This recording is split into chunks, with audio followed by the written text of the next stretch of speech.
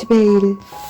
언제부터인지 나의 관심사는 온통 현재의 삶에 조금이라도 더 행복을 발견하고 싶은 심정이다. 젊은이들이 주고받는 사랑 표현에서 대화에 서로를 바라보며 꿀떨어지는 표정에 엄마의 마음으로 간절한 기도를 품었다. 오래오래 그리 살아라. 너무 보기 좋구나. 이 젊은이들이 지금의 사랑스러운 모습으로 평생을, 아니 죽을 때 서로에게 내가 있어 내 생이 축복이었단 말을 서로가 듣고 살길 바랍니다. 영원히 이처럼 변하지 않을 것 같은 사랑을 하고도 서로 원망하며 헤어지고 남의 눈을 의식해 형식만 가족인 이들이 많다.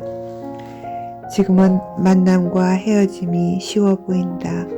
정직한 감정 표현의 결과일까? 지금처럼 정직한 애정 표현이 조심스럽던 내 젊은 날은 사랑의 표현이 부족해도 많이 참고 인내하며 사는 것이 의무인 줄 알고 살아가는 부부가 많아 보였다. 한 가장이 혼자 벌어 대가족을 먹여 살리는 시대였다. 80년대는. 그래서 그 시대엔 남편들이 집에서 대우도 받았다. 여자들은 고등교육을 받고 전문직을 직업으로 얻어도 결혼과 동시에 직장을 버리고 집에서 내조라는 새로운 평생 직장을 갖는 게 그 시대 분위기였다. 그 시대 대부분 남자는 홀로 전 가족을 책임져 어깨가 무거운 시대였다. 생활비만 벌어오면 가정 내 모든 것은 아내가 관리했다. 아내의 직위였고 의무였다. 서민들의 삶은 남편의 봉급봉투로 가족들의 의식주를 지켜내야 했기에 그 시대의 엄마들은 가족과 자녀들을 위해 살았다. 자신을 위해선 더 궁핍한 삶을 살았다. 2마리의 물고기, 5개의 보리떡으로 예수님처럼 1000명을 먹이시는 기적은 아니어도 그 적은 봉급으로 10명의 밥상을 창조해내며 살았다. 지금의 젊은이들이 상상할 수 없는 희생을 인내하며 사는 삶이었다. 지금은 그런 희생을 서로에게 요구하지를 못한다. 시대가 다르기에 같은 연배들은 옛날이 좋았다고 말한다. 난 언제나 지금보다 더 풍요롭던 과거를 경험하진 못했다. 지금이 좋다. 황혼의 나이에 있어 잊어도 좋을, 아니 잊어야만 할 아픈 기억들이 무슨 보물인 듯 간직한 채 1000가지 아름다운 날 중 단 2가지에 비유되는 천둥과 비를 동반한 날을 가슴에 담아두고 보복하듯 내 전 삶을 비판하고 원망하고 아예 허물어 기억에서 지우려 한을 안고 산 사람도 많아. 이런 날벼락이 있을까? 너와 산 세월이 지옥길이었다 한다면, 이런 말을 60대의 배우자에게서 듣는다면 심정이 어떨까? 장맛비로 기분까지 끈적할 때 전원주택에 사는 지인이 찾아왔다. 자기야, 내가 감자전 조금 했어. 물론 맥주 2캔도 가져갈게. 오늘은 내게 시간 조금만 내줄 수 있어? 한다. 가벼이 그러자 하고 마주 앉아 그녀의 기억들을 담담히 들었다. 80년 초 남편을 처음 중매로 만나 결혼할 땐 잘 나가는 사업가 집안이라 심적으로 친정과 비교돼 한 10년 시집살이가 많이 서러웠다 한다. 지금은 아들 2 잘 키워 출가시키고 풍족한 장년의 삶으로 여건상 행복해 보이는 엄마의 말이다. 나 죽으면 니네 아빠하고 함께 묻지 마라 했단다. 왜? 이제 각자 살고 싶단다. 35년 넘게 참고 살았어. 죽어서까지 같이 묻히긴 싫어. 작은 아들 작년 가을 장가 보내고 될 수만 있다면 자기도 머리 깎고 출가하고 싶단다. 남편의 이혼 반대로 결혼하자 강행하고 강원도 산속에 홀로 들어가 살아보고 싶다고 한다. 이 나이에 굳이 지난 과거를 곱씹으며 내 인생 몽땅 저주스럽다는 말만 했었다. 난 지금까지 남편이 있어도 외로웠어. 남편에게 사랑받지 못하고 이용만 당할 세월인 것 같아. 자기는 그런 인간이랑 안 살아봐서 몰라. 목이 맨다. 그냥 들어만 줬다. 그래도 몇 년 전 여유로 유럽 여행을 그 비싼 크루즈 여행으로 환갑잔치 대신 다녀왔다며 사진도 보여주고 하던 그녀였는데 자녀들이 다 떠나서 빈둥지 증후군인가? 주변에 부러워하는 환경과 안 어울리게 늘 어두운 표정이었다. 우울증약을 몇 년째 복용 중이라며 그 표정 없는 얼굴이 그녀의 본 모습이었다. 젊었을 땐 명랑한 성격인데 지금은 내가 나를 봐도 무섭다며 몇 장 안 되는 사진 빼곤 사진을 안 찍은 지 오래됐다고 한다. 나이 드니 마음과 달리 늙어버린 모습을 남기기 싫어. 나는 이해해. 곱게 아름답게 나이 들고 싶었지. 영화배우처럼. 맥주가 모자라는 눈치다. 얼음 띄운 냉커피를 맥주잔 가득 다 그 앞에 한 잔, 내 앞에 한 잔 놓았다. 다시 얘기가 길어진다. 홀시어머니 모시고 두 시동생들 결혼도 시키고 큰 며느리 잘 들어왔다. 사랑도 받고 그 시대 누구나 관행처럼 어린 나이에 야무지게 살았다. 남편이 벌이는 일마다 잘 풀려 하는 사업마다 부가 쌓였고 돈 버는 재주는 타고났다. 그러더니 젊은 나이에 명예를 얻고 싶어서인지 여러 번 정치에 참여하고 낙선하고 한 번 정치에 발을 들여서 명예욕을 벗어나질 못하더래. 그 시기는 민주화 학생운동들이 많을 때라지만 학생도 아닌 그가 운동권에 앞장서서 사업도 미뤄두고 돈만 생기면 다 그곳에 갖다주고 심지어 사업이 망해가자 집까지 담보 잡혀가며 자금을 후원했단다. 가족이 모두 그 한 사람만 보고 있는데 그 많은 재산도 없애는데 순간이었다 했다. 친정에서 쌀을 꼬먹어야 할 정도로 궁핍했었어. 그래도 젊은 나이에 화려히 살아봤기에 다시 일어나리라 믿었고 젊음이 그 시절 버티게 했다고 한다. 남편만 바라볼 수 없어 전업주부로 할 수 있는 일을 찾아보다 아이들 초등학교, 그때는 국민학교 시절 파출부라는 직업이 생겼을 때 파출부 일을 한 첫날 그 부잣집에서 12시간 일하고 나오는데 자기를 의심하는 눈빛으로 가방 속을 좀 보자 했대. 일복으로 가져간 것 외에 밀린 공과금 영수증이 가득한 가방을 확인시키고 돌아오는데 나의 감춰진 속옷을 보여주는 것 같아 죽고만 싶었어. 내가 알지. 그 자존심에 못이 박힌 아픔이 어떤 것인지. 나도 알지. 많이 슬펐지? 그래서 내일 또 오라는 말에 대답 없이 도망치듯 집으로 돌아왔어. 그 시절 살던 집의 개인 주택 단지였는데 쓰레기통 옆에 균형 맞춰 쌓아놓은 연탄재가 누군가의 발에 차여 온 골목이 엉망이 돼 있었어. 남편 짓이지 싶어 마당을 쓸고 있는데 술 취한 남편이 자기 엄마에게 술주정을 하더래. 옆집 듣기 창피하게 여자가 어디를 돌아다녀? 이 여자 만나고 나날이 되는 일이 없어. 점쟁이가 한 말에 하나도 틀린 게 없어. 소리를 질러대는 거야. 저놈이 미쳤나? 욕이 나왔대. 늘 존댓말로 남편을 대했는데 그 시절은 남편에게 존대어 썼던 시대야. 돈 떨어지니까 막장 성격이 보이는 거니? 욕 안 한 게 다행이었어. 신신은 제 마루에 올라와서 악을 썼지. 난 너처럼 능력 없고 할 줄 아는 게 살림밖에 없어. 지금 파출부로 일하고 쌀값 벌어오느라 지금 온다. 왜? 뭐? 나보고 이 여자? 나를 만나 재수 없어? 되는 일이 없다고? 내가 재수 없는 여자라 지방이 망했다는 말에 분하고 억울해 연탄재와 빗자루를 마루에 집어던지고 처음으로 부부싸움을 했다며 한숨을 쉰다. 40년 전 일을 어제 일처럼 시어머니는 말리다 내가 일찍 죽어야 하는데 이 험한 꼴을 본다며 여자 잘못 들어와 집안이 망한 게 맞는데 뭐 틀린 말 했니? 라며 불난집에 기름을 부었다.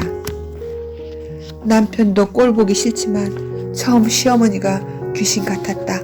그 시절 생활비를 시어머니에게 받아 살던 시기라 난 그 시절 식모였어. 좋은 말로 며느리지 처음으로 시어른에게 말대꾸하고 안 살 것으로 시어머니와 싸움을 했는데 아직 정정할 때라 아들 편을 들더래. 돈의 힘에 노인네가 길을 펴고 살았어. 아들 사업이 어려워지고 돈이 궁해지니 목소리가 작아지더라. 시어머니 지금 95살인데 지금도 정정하시단다. 믿고 살아온 남편의 진심 섞인 주정에 그 길로 친정에 일주일을 울며 가서 돌아오고 싶지 않았어. 그래도 남편의 능력과 제복이 있어 다시 파출부 생활은 그날로 끝낼 수 있어 참고 살았다 한다. 그 후에도 별 괘씸한 짓을 다 했다고 회상한다. 한 번 상한 맘에 회복될 수 없었다고. 40년 넘은 그날처럼 서러워했다. 그랬구나. 신혼 초 경제적 여유로움이 문제를 덮고 경제적 어려움이 커질수록 두 사람의 관계는 의무와 책임감 이외에는 사랑 없는 시간만 있었던 거야. 서로를 괴롭히면서 왜 이런 결과가 됐을까? 해결책이 없었을까? 누가 겉으로 보이는 이들의 상황에서 이 부부의 삶이 이렇게 메마른 삶일 거라 생각할까? 이런 일은 건망증으로 잊을 수는 없는 걸까?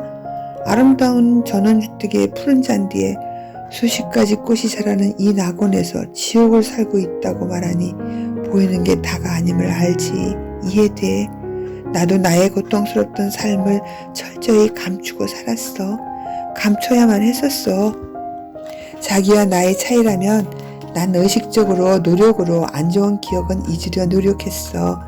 이유 없이 아픈 기억이 떠오르면 빠르게 그땐 그럴 수밖에 없었어 하고 머리를 저었다. 물론 나도 참지만은 않았겠지. 내 기억에 없는 행패도 부렸을 거야. 술을 못하니 맨정신으로. 그것도 그녀의 남편은 사람 좋아 보였어. 텃밭에서 키웠다며 먹고도 남을 상추를 따다 이웃과 나누며 오늘 딴 애호박으로 된장찌개를 끓여 아내에게 주련다 하는 자상한 모습 속 어디에 그런 아픔이 보이냐고 반문해본다. 요즘 애들 엄마가 보통 아무것도 반찬을 안 해줘요. 익숙한 불평을 했었다. 당신 아내는 지금 아프다, 병들었다. 당신의 신뢰를 잃어버린 날, 기억하기 싫은 그날의 상처가 지금도 진행 중이다. 이제 홀로 그 큰 집에 남아 홀로 사는 삶을 연습 중인 이웃을 보는 내 마음이 짠하다. 나도 이야기할까? 남편을 확 목졸라 죽이고 싶을 때가 있었어. 우리 친정엄마가 병원에서 퇴원해 우리 집에 오신 날 나는 병원에서의 긴 간병에 몹시 지쳐 있었고 남편의 위로와 도움이 절실할 때였어. 나에겐 하늘이 무너진 순간이었거든.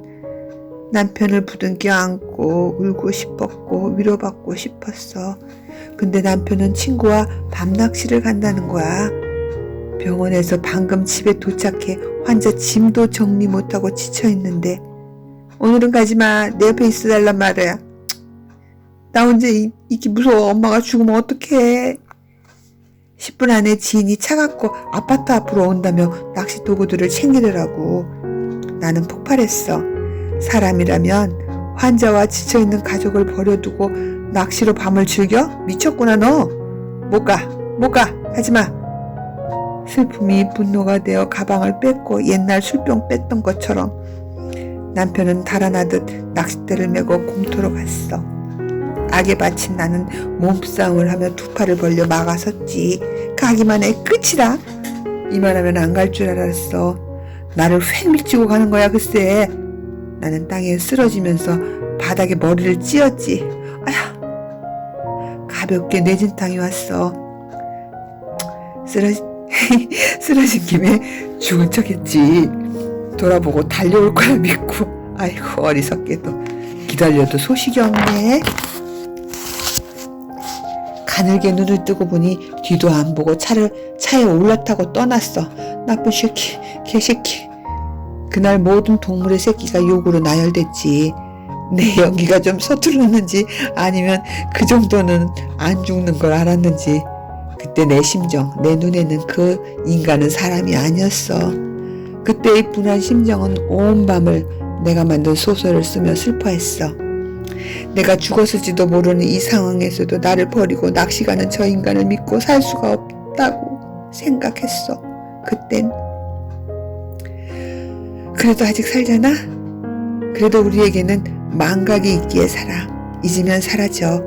내가 떠올리지 않으면 시간이 해결해. 자기도 잊어야 하는데 쉽지 않지. 그리고 잊었다.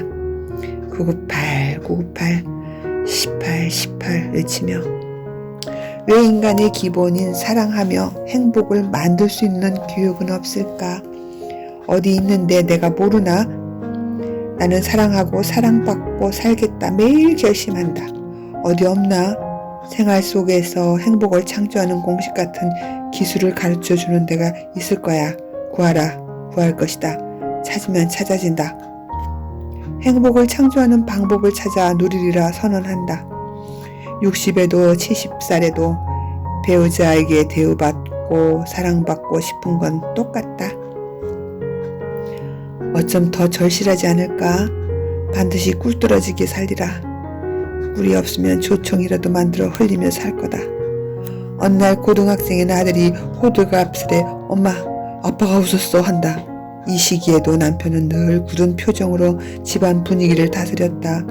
아들 말로 아빠가 집에서 우리 곁을 지날 때 반사적으로 동작 그만 자세가 취해지는 두려운 감정을 안고 산다 했다.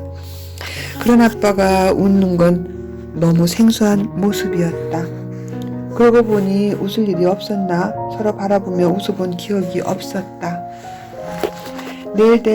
내일 다시 안 봐도 될 사람들을 만나 형식적 미소는 지어도 중요한 가족 배우자의 굳은 얼굴에 억지 미소도 보내기 싫었다. 아들의 말에 마음이 아팠다. 나부터 노력하자. 나부터 많은 행복에 관한 책을 읽었다. 행복하려고. 지금의 삶이 행복하지 않다. 어디 쓰려고 읽었던가. 그 많은 행복 공식과 심리책을 많이도 읽었는데 그래서 아는 것도 많다. 그런데 삶에 전혀 적용을 안 해서 모르느니만 못했다. 알면 뭐해. 알물 실행하지 않으면 머릿속 지식으로 교만으로 썩어질 쓰레기이다 싶었다. 나도 환한 표정의 사람에겐 말도 하기 싫잖아. 남편도 그러겠지. 나부터 시작한 밝은 미소와 농담 섞인 대화의 노력이 오래 걸리긴 해도 변화가 일어났다. 난 긍정을 연습하고 밝은 표정도 연습하고 더 자주 웃고 처음엔 혼자 광대짓 하는 것 같아 지치고 울고 싶을 때가 많았다. 변할 것 같지 않은 남편의 태도에도 될 때까지 해보는 거야.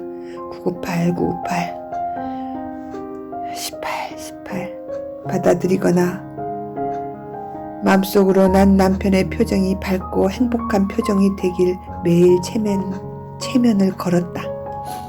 수리수리 마수리 자애로워져라. 자상해지라고. 부처님처럼 변해라. 놀라운 변화가 일어났다. 내 마술에 딱 걸려든 거지. 지금은 나보다 더 밝고 자애롭게 웃는 모습이 많아졌다.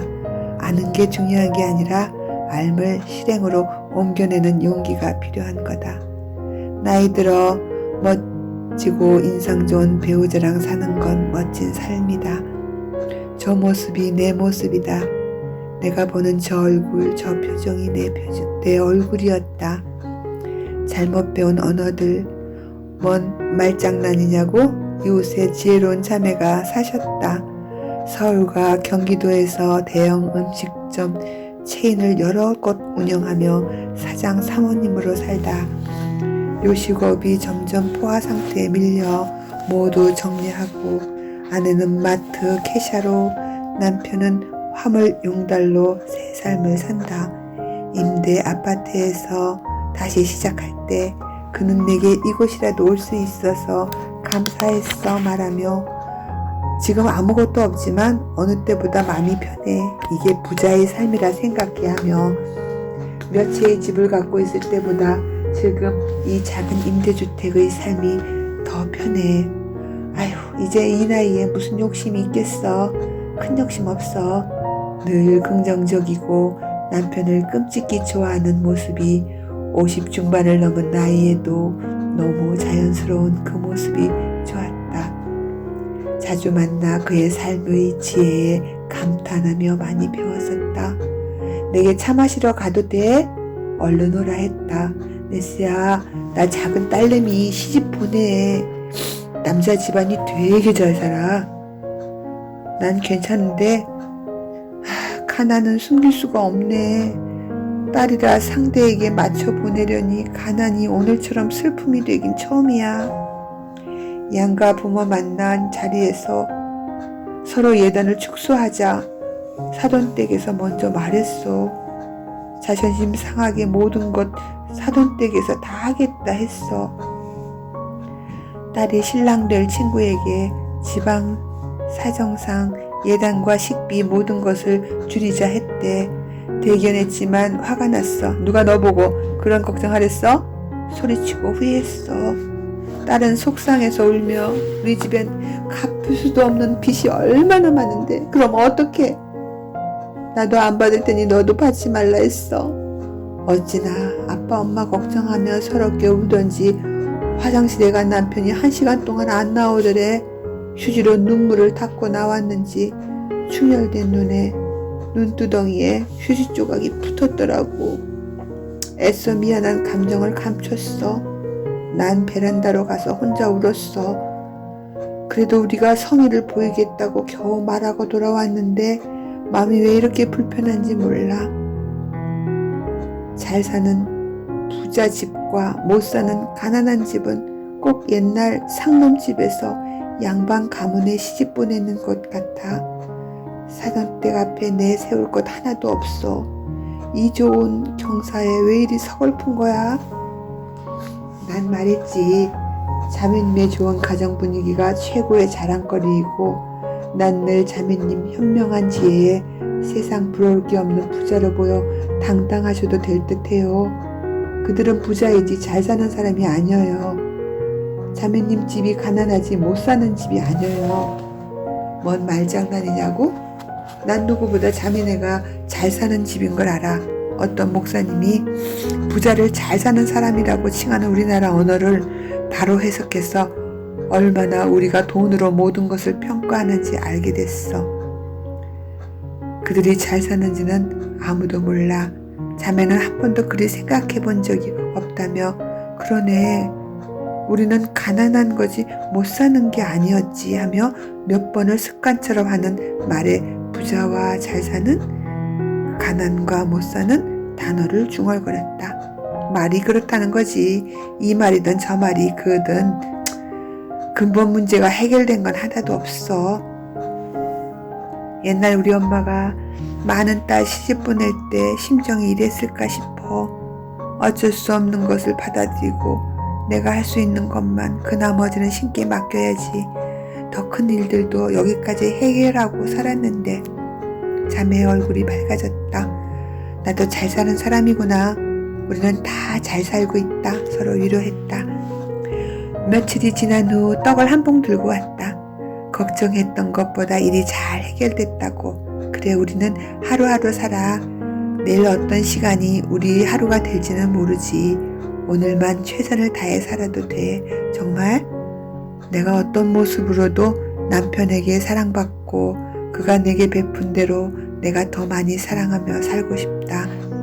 귀히 대접받고 더 그를 존귀히 대접하는 마음으로 살고 싶다. 서로 존경하고 서로 존경받고 사는 삶을 원했다. 너가 평생 내 곁에 있어줘서 고맙다고 말하고 그 말을 너에게 듣고 싶었다.